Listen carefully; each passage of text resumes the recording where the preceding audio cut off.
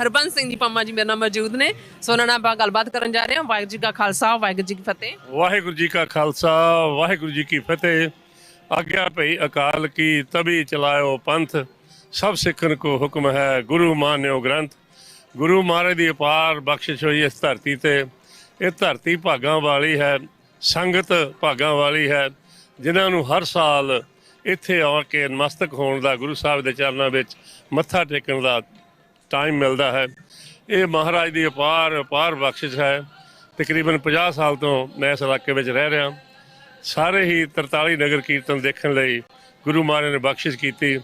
ਜੋ ਪਹਿਲਾ ਨਗਰ ਕੀਰਤਨ ਸੀ ਬਹੁਤ ਛੋਟਾ ਸੀ, ਉਸ ਵਕਤ 4000 ਦੀ ਆਬਾਦੀ ਸੀ ਸਿਰਫ। ਅਤੇ ਉਸ ਵਕਤ ਜਦੋਂ ਨਗਰ ਕੀਰਤਨ ਸ਼ੁਰੂ ਕੀਤਾ ਗਿਆ ਅਤੇ ਇਸ ਇਲਾਕੇ ਦੇ ਜੋ ਗੋਰੇ ਜਾਂ ਪ੍ਰਸ਼ਾਸਨ ਸੀ, ਉਹ ਕਹਿੰਦੇ ਤੁਹਾਡੀ ਕੋਈ ਡਿਮਾਂਡ ਹੈ ਜਾਂ ਕੋਈ ਪ੍ਰੋਟੈਸਟ ਕਰ ਰਹੇ ਹੋ। ਉਹਨਾਂ ਨੂੰ ਦੱਸਿਆ ਕਿ ਨਾ ਸਾਡੀ ਕੋਈ ਡਿਮਾਂਡ ਹੈ, ਨਾ ਕੋਈ ਪ੍ਰੋਟੈਸਟ ਹੈ, ਸਿਰਫ ਅਸੀਂ ਗੁਰੂ ਨਾਨਕ ਲੇਵਾ ਸਿੱਖ ਹਾਂ। ਅਸੀਂ ਸਰਬੱਤ ਦੇ ਭਲੇ ਦੀ ਅਰਦਾਸ ਕਰਨੀ ਹੈ, ਤੁਹਾਡੇ ਭਲੇ ਵਾਸਤੇ ਵੀ ਅਰਦਾਸ ਕਰਨੀ ਹੈ। ਉਸ ਤੋਂ ਬਾਅਦ ਸਾਨੂੰ ਕੋਈ ਪ੍ਰੋਬਲਮ ਨਹੀਂ ਆਈ ਪਰਮਿਟ ਲੈਣ ਵਿੱਚ ਜਾਂ ਕੋਈ ਹੋਰ ਗੱਲਬਾਤ ਵਿੱਚ। ਇਹ ਜੋ ਸਭ ਪਰਮਾਤਮਾ ਦੀ ਦੇਣ ਹੈ। ਹਰ ਸਾਲ ਹੀ ਉਸ 4000 ਤੋਂ ਲੈ ਕੇ ਅੱਜ ਲੱਖਾਂ ਦੇ ਵਿੱਚ ਇਕੱਠ ਹੁੰਦਾ ਹੈ। ਇਸ ਗੁਰੂ ਦੀ ਕਿਰਪਾ ਅਤੇ ਸੰਗਤ ਦੀ ਕਿਰਪਾ ਦੇ ਨਾਲ ਹੈ। ਲੰਗਰ ਜੋ ਗੁਰੂ ਸਾਹਿਬ ਨੇ 20 ਰੁਪਈਏ ਦੇ ਕੇ ਚਲਾਏ ਸਨ, ਉਹ ਅੱਜ ਲੰਗਰ ਇਸ ਇਲਾਕੇ ਦੇ ਵਿੱਚ ਇਹ ਜੋ ਨਗਰ ਕੀਰਤਨ ਵਰਲਡ ਪ੍ਰਸਿੱਧ ਨਗਰ ਕੀਰਤਨ ਹੋ ਚੁੱਕਾ ਹੈ। ਸੰਗਤਾਂ ਦਾ ਇਕੱਠ ਅਤੇ ਨਾਲ ਜੋ ਲੰਗਰ ਵੀਰ ਲਾਉਂਦੇ ਹਨ, ਬਹੁਤ ਹੀ ਵੱਡਾ ਉਦਮ ਹੈ ਉਹਨਾਂ ਦਾ।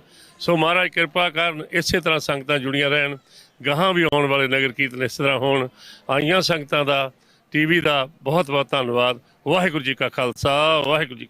ਸੋ ਵਿਊਅਰਸ, ਇਹ ਸਨ ਹਰਬੰਸ ਸਿੰਘ ਜੀ ਪੰਮਾ ਜੀ। ਸੋ ਉਹਨਾਂ ਨੇ ਆਪਣੇ ਵਿਚਾਰ ਤੁਹਾਡੇ ਨਾਲ ਸਾਂਝੇ ਕੀਤੇ ਨੇ ਕਿ ਪਹਿਲਾਂ ਇਹ ਛੋਟਾ ਨਗਰ ਕੀਰਤਨ ਸੀ, ਉਹਨਾਂ ਫਸਟ ਟਾਈਮ ਕੱਢਿਆ ਸੀ। ਫਿਰ ਉਸ ਤੋਂ ਬਾਅਦ ਇਹ ਐਵਰੀ ਈਅਰ ਸੋ ਸੰਗਤਾਂ ਦੀ ਜਿਹੜੀ ਸ਼ਮੂਲੀਅਤ ਉਹ ਵੱਧਦੀ ਗਈ ਹੈ। ਸੋ ਲੱਖਾਂ ਦੀ ਤਾਦਾਦ ਵਿੱਚ ਜਿਹੜਾ ਇਹ ਨਗਰ ਕੀਰਤਨ ਜਿਹੜਾ ਕੱਢਿਆ ਜਾਂਦਾ ਹੈ। ਸੋ ਅਮਰੀਕਾ ਦਾ ਸਭ ਤੋਂ ਵੱਡਾ ਜਿਹੜਾ ਨਗਰ ਕੀਰਤਨ ਹੈ ਉਹ ਇਸੇ ਹੀ ਧਰਤੀ, ਯੂਬਾ ਸਿਟੀ ਕੈਲੀਫੋਰਨੀਆ ਦੀ ਧਰਤੀ ਤੇ ਹੁੰਦਾ ਹੈ। ਸੋ ਦੇਸ਼ਾਂ ਵਿਦੇਸ਼ਾਂ ਤੋਂ ਜਿਹੜੇ ਹੈਗੇ ਨੇ ਆਪਣੇ ਸਿੱਖ ਸੰਗਤਾਂ ਨੇ ਇਸ ਨਗਰ ਕੀਰਤਨ ਵਿੱਚ ਸ਼ਮੂਲੀਅਤ ਕਰਦੀਆਂ ਨੇ।